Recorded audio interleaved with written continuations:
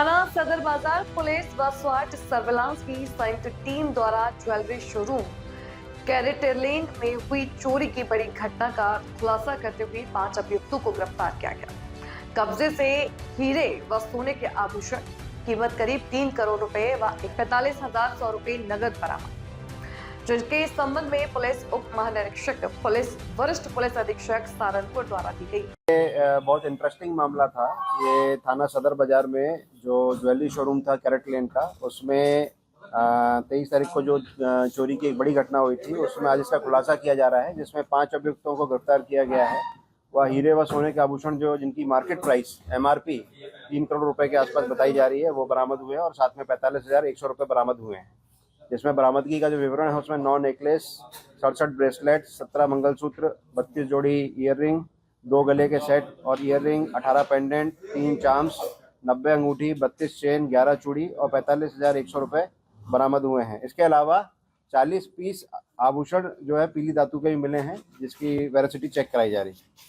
इसमें जो घटना का विवरण है वो यही है कि 23 तारीख की जो रात थी, जिसमें खासतौर से काफ़ी बारिश का मौसम था और काफ़ी बादल वगैरह गड़गड़ा रहे थे, उस टाइम पे ये चोरी हुई थी। और इसमें जो गिरफ्तार हुए हैं उनका नाम है इरशाद उर्फ काला। ये इस वक्त जो है थाना कलियर जनपद रुड़की उत्तराखंड में रह रहा है। दिलशाद जो है ये भी वहीं रुड़की में रह रहा है। बीच में ये ओरिजिनली ये लोग नकुड़ के रहने वाले हैं, बीच में मंडी थाने में रहते थे और वहाँ पर जब इनकी हिस्ट्री शीट खुली है तो उसके बाद में ये रुड़की में जाके रहना शुरू कर दिए थे। इसमें सलमा है इनकी पत्नी तीसरी, जो अगेन थाना कलियर रुड़की उत्तराखंड, और काली जो इनकी माताजी हैं ये थाना भगवानपुर जनपद रुड़की उत्तराखंड, और सीमा ये भी वहाँ की रहने वाली है। तो इस तरह से 5 लोग गिरफ्तार हुए हैं और जो बरामदगी है उसको मैंने बताया। अब घटना जो है उसमें घटना में बहुत इंटरेस्टिंग मॉडस ऑपरेंडी थी इनकी कि ये रहने वाला नकुड़ का था और इसके ऊपर में टोटल मुकदमे इस वक्त जो चोर है इसके ऊपर में लगभग मुकदमे हैं 27 मुकदमे इसके ऊपर में हैं। इसकी माँ के ऊपर में 12 मुकदमे हैं। तो ये नकुड़ का रहने वाला था और पहले छोटी चोरी करता था। तो इसने बीच में ये फिर जब ये वहाँ से पकड़ा गया तो इसने फिर मंडी में शिफ्ट हुआ और कुछ साल पहले भी 1 करोड़ रुपए की चोरी हुई थी जिसमें पकड़ा गया था। तो जनरली ये ज्वेलर्स की दुकान को ही निशाना बनाता था और उस दिन इसने जो है ये प्लान बनाया था कि कैरेटलेन जो शोरूम है वहाँ पर ये चोरी करेगा। तो कबाड़ी के भेष के रूप में, कबाड़ी का भेष जैसा बताया गया कि 1 महीने से कबाड़ी के भेष में रेकी कर रहा था कि वहाँ पर जो है चोरी कर सकूँ। बट इसमें क्योंकि 27 मुकदमे पहले हैं और मुझे लगता है कि विभिन्न चोरियों में इसने सोचा कि किस तरीके से पुलिस ने मुझे पकड़ा और उन सारी चीज़ों को निगेट करते हुए कि वो सारी चीज़ों में क्या कमी रह गई, उसके हिसाब से प्लान बनाया गया। तो जो बगल का होटल है उस होटल की छत पे ये गए रात को और वहाँ पर इन्होंने जो है वहाँ पर शराब पी और खाना खाया और उसके बाद में वहाँ से जो सटी हुई दीवार थी उससे आके वहाँ से जो अपना कटर होता है, इलेक्ट्रिक वाला कटर, वहाँ से इन्होंने सप्लाई ली और उसके बाद में उसको काटा, जो दरवाज़ा था उसको काट के और सीढ़ी से नीचे उतर के दीवार में छेद करके कैरेटलेन की दुकान के अंदर गए और वहाँ पर फिर मास्क लगा के जो है चोरी की। उसके बाद में वापस ऊपर चढ़ा और वहाँ से उतरा। इनफैक्ट जब ये उतरा था तो वहाँ पर लंगड़ाने की एक्टिंग की, क्योंकि इसमें टाइम काफ़ी लगा, लगभग सुबह का टाइम हो गया था। तो लंगड़ाने की एक्टिंग की और जाकर फिर कपड़े से अपना भेष भी चेंज किया। पर हमारी टीमें लगी हुई थी और उसमें कुछ क्लूज़ हमको मिले, जिसमें टेक्निकल जो सूत्र थे और जो मैनुअल सूत्र थे दोनों का उपयोग किया गया और उससे ये पता चला कि ये वही व्यक्ति है जिसने चोरी की है। और फिर इस पर टीमें लगातार पीछे लगी रही और फाइनली जो है वो सारी चीज़ों को देखा गया और जब इनको सभी को पकड़ा गया तो फिर इनसे जो है रिकवरी भी की गई। सर, चोरी करते समय कितने लोग थे और कितने की चोरी की? ये जो मॉडस ऑपरेंडी है कि अकेले सिंगल पर्सन जो है चोरी करता था और चोरी करने के बाद में जब ये रुड़की गए तो वहाँ पर इन्होंने सोचा कि आर्टिफिशियल ज्वेलरी ले ली जाए, कि मान लो यदि पुलिस पकड़ भी लेगी तो आर्टिफिशियल ज्वेलरी देके जो है उसमें बरामदगी करा के उसमें छूट लिया जाएगा। बट इसको नाकाम किया गया। पुलिस जो है कानून के हाथ लंबे होते हैं, इसलिए पुलिस जो है लगातार इनके पीछे पड़ी रही और इसमें जो टोटल बरामदगी है वो ऑलमोस्ट टोटल बरामदगी 100% बरामदगी की गई है।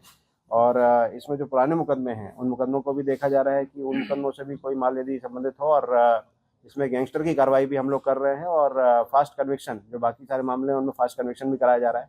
ये जो टीम थी, इस टीम को जो हमारे दोनों एएसपी हैं मनोज यादव और सिमरन सिंह जो एएसपी अंडर ट्रेनिंग हैं, दोनों ने बहुत अच्छा काम किया है, टीम को लीड किया है। एसओजी की जो टीम थी वो भी इसमें लगी रही लगातार, उसमें संजीव और जो थानेदार कपिल, इन्होंने भी अच्छा कार्य किया है। सारी टीम ने बहुत अच्छा कार्य किया, बहुत ही ओरिजिनल गुड वर्क पुलिस का है। इसमें सारी टाइप की, चाहे सीसीटीवी एविडेंसेज हो, सर्विलांस हो, मैनुअल हो, सभी का कार्य करते हुए इन्होंने काम किया। इनको सभी लोगों को 25,000 का रिवॉर्ड मेरे द्वारा दिया जाता है। इन्होंने मास्क का इस्तेमाल किया, तो वो मास्क कहाँ से लाए थे सर? क्या आपको किसने काम किया? हाँ, देखिए, इसमें कहाँ से मास्क लाए उसकी पूछताछ की जा रही है, but at the same time जैसे कपड़े चेंज करना, तो जो कपड़े हैं उन कहाँ पर चेंज किया गया, उनकी बरामदगी भी की गई। फिर भेष को चेंज किया गया, फिर दाढ़ी को भी चेंज किया गया। तो इस तरीके से क्रिमिनल ने कोशिश बहुत की कि किसी तरीके से मैं ना पकड़ा जाऊं। पहले की चोरियों में भी ये देखा गया कि जब ये कोई भी आभूषण चुराता था तो ये कहीं उसके साउंड बॉक्स के अंदर रख दे, कहीं फ्रिज के नीचे रख दे, कहीं और कहीं रख दे। तो बेसिकली सारा दिमाग लगाया जाता था, पर जैसा अन्वेषण जब किया जाता है तो फिर अन्वेषण में प्रोफेशनलिज्म रखा जाता है और उसकी वजह से सारी चीज़ों को जो है बरामद किया गया है। और सर, इसमें 3 महिलाएं भी गिरफ्तार की है, क्या इनका रोल रहा है इनके साथ? हाँ, इसमें देखिए मेन चोरी जो है वो ये चोर करता था, बट जो ये महिलाएं हैं और जो इसके परिवार वाले हैं वो उसको खपाने में उसको उपयोग होते थे कि दूसरे राज्यों में ज्वेलरी को धीरे धीरे बेचा जाए, जिससे घर का जीवन यापन हो। इनफैक्ट इसने ये भी बताया कि अपना जो है घर वगैरह बनाना चाहता था, तो उस सब के लिए ये बड़ी चोरी का प्लान बहुत टाइम से 6 महीने से ऑलमोस्ट प्लानिंग चल रही थी और उसकी रेकी भी की जा रही थी एक वजह से। तो निश्चित रूप से एक बड़ी घटना थी और घटना का अनावरण भी समयबद्ध तरीके से और पूर्ण प्रोफेशनल। चोरी में लगातार काली गैंग सक्रिय रहा है, तो पुलिस द्वारा कितनी इनको प्रतिबंध किया जाएगा, क्या कार्रवाई की? देखिए, इसमें पहले नकुड़ में मुकदमे लिखे गए थे। इसके अलावा यहाँ पर जो हमारा मंडी है वहाँ से हिस्ट्री शीट भी खोली गई थी और क्रिमिनल लगातार मूव में था। इसने, जैसा मैंने बताया कि लेटेस्ट ठिकाना जो था वो उत्तराखंड रुड़की का कर लिया था, उसमें फर्दा की कार्रवाई भी पुलिस करती है। But at the same time जब अपराधी कोई अपराध करेगा तो पुलिस उसके पीछे रहेगी और उसको वर्कआउट भी करेगी। सर, पुलिस ने गली मोहल्ले के सभी कैमरे खंगाले, कितने कैमरों के खंगाले गए टोटल, जिससे इनकी?